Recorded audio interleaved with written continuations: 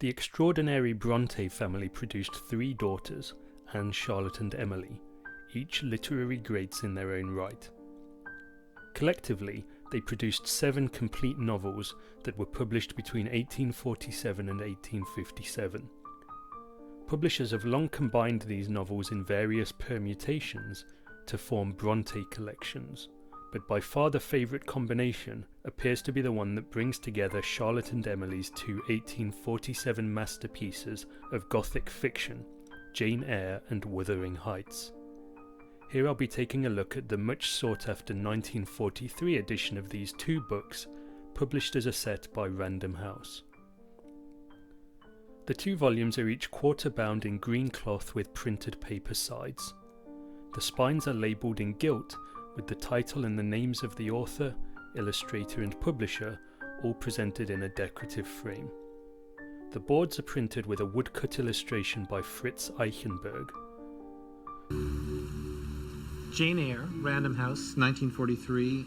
It's a beautiful edition known for the cover illustration. The illustration on the back board is simply a mirror image of the front, but each of the volumes has a different cover illustration. The binding is sewn with green and yellow head and tail bands, and the top edge of the text block is stained green. The end papers in Wuthering Heights are pastel blue, while those in Jane Eyre are pastel yellow. Inside the books we find the typographical design is by Richard Ellis. The main text is printed in monotype Bodoni with long descenders in a fairly small face. Owing no doubt to the small type and relatively large page size, the text of the story is presented in a 2-column layout. Chapters are headed with a decorative number, and each page has a running head in a script face. The paper is matte but smooth, it's a bit on the thin side and feels a little cheap.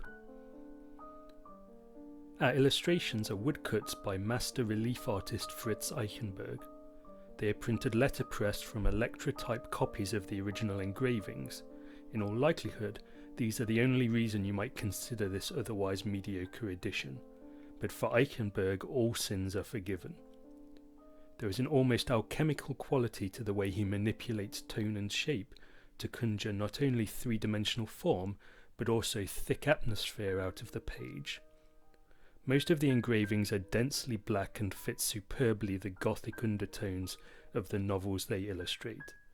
Especially the wind-swept landscape and bitter emotions of Wuthering Heights are well captured. Wuthering Heights and Jane Eyre alike are securely lodged in the pantheon of great novels, such that it can be difficult to find a top novels of all time list that does not feature one if not both of them. Emily Brontë left us an utterly bleak Victorian Gothic tale of petty vindictiveness.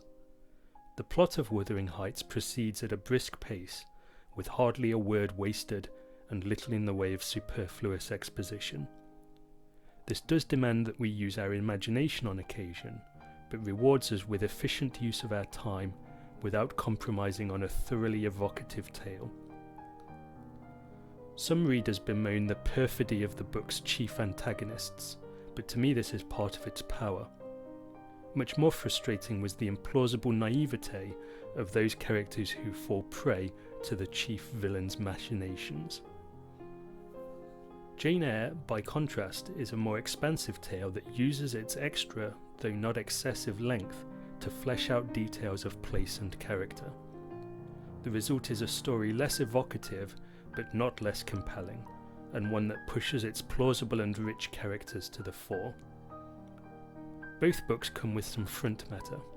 Jane Eyre includes an author's preface, while Wuthering Heights includes both a biographical note on the use of male noms de plume by the 3 Brontë sisters and an editor's preface. All 3 of these introductory sections were written by Charlotte Brontë.